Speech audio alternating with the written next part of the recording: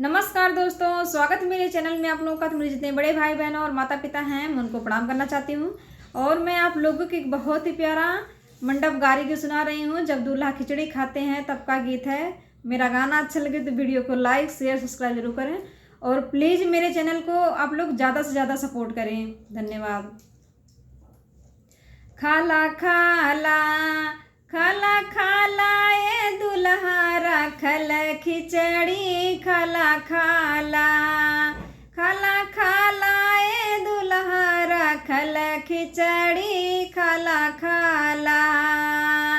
दुल्हे क बहिनी अजब क रसीली, कबो लखनऊ जली कबो जली दिल्ली, साथे घूम लेके चर चर गोयार कह लेला दही ललचावेली खाला खाला खाला खाला ए दुल्हा रखल खिचड़ी खाला खाला खाला खाला ए दुल्हा रखल खिचड़ी खाला खाला।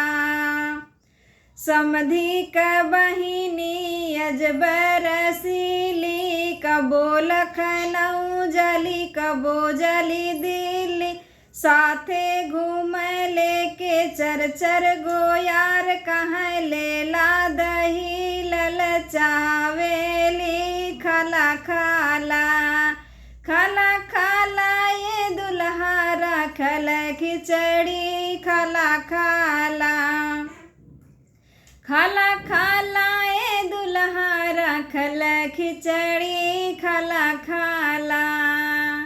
बारतिहन क बहिनी अजब रसीली, कबो लखनऊ जली कबो जली दिल्ली, साथे घूम लेके चर चर गोयार कह लेला दही ललचावेली खाला खाला खाला खाला ए दुल्हा रखल खिचड़ी खाला खाला खाला खाला ए दुल्हा रखल खिचड़ी खाला खाला।